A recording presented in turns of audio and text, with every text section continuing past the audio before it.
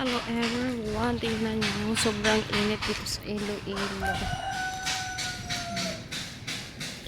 Lalakad tayo. Ito yung daan namin dito, hindi pa talaga siya, rough road pa talaga. So, marami kami tanim dito lang kahit sa bibili ako ng tawag dito